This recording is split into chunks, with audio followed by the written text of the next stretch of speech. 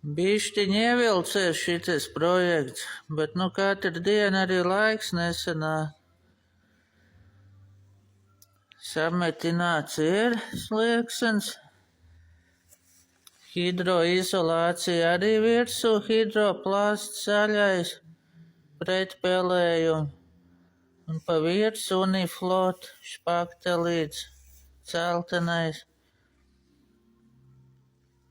Gatavojos gruntēšanai tagad.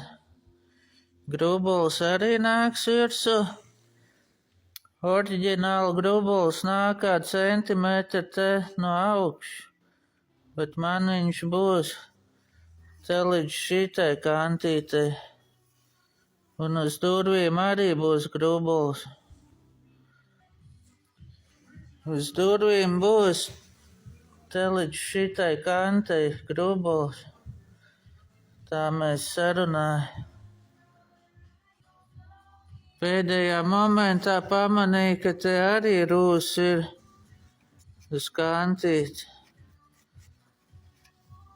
Atliek šitādi palaist garām un pizdauskis. Ārpusē nekas neliecina, ka te būtu rūs. Te viss ir smuki.